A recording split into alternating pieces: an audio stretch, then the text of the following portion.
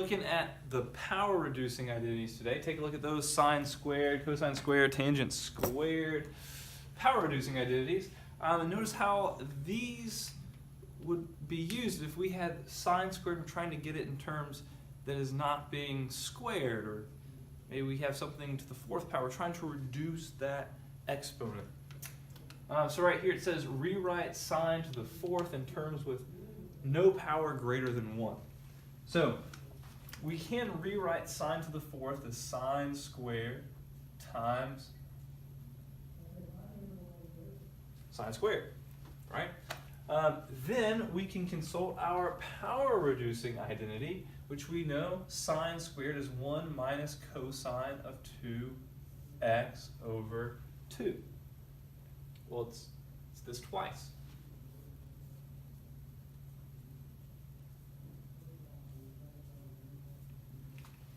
Okay, since we still have multiplication, we want to simplify this as much as possible.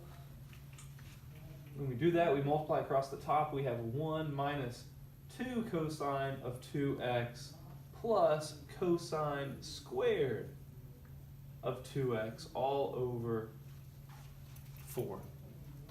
Now, this right here presents our next problem because we have an exponent again. We have an exponent that is greater than 1.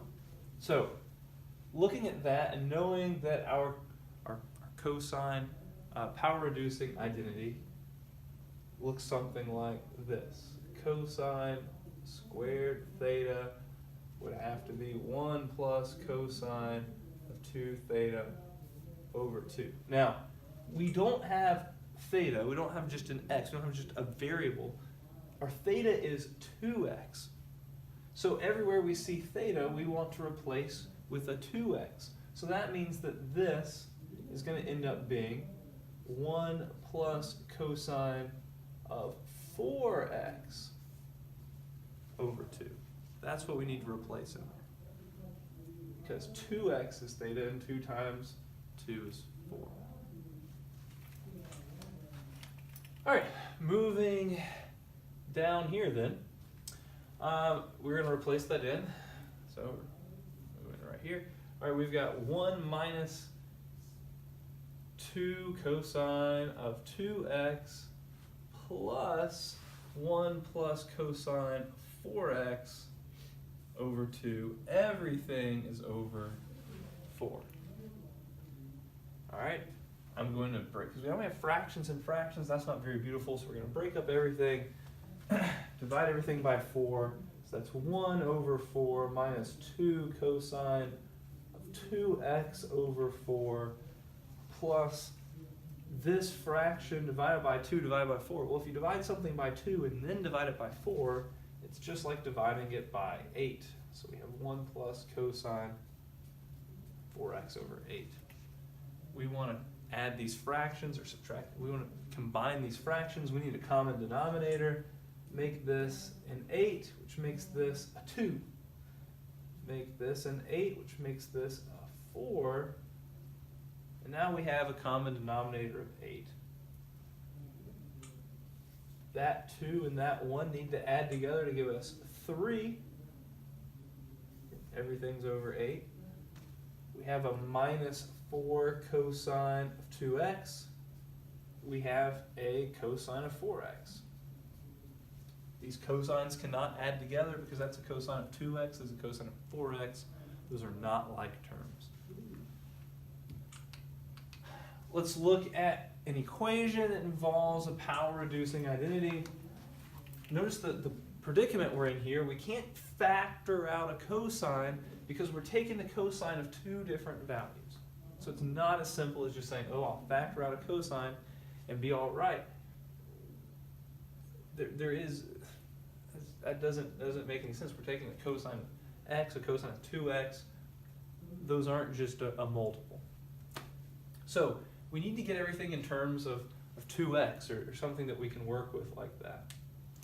So I'm going to try my power reducing identity and change this to be 1 plus cosine of 2x over 2 minus cosine of 2x, everything equals a half. I like the idea of multiplying both sides by 2 now to get rid of these fractions.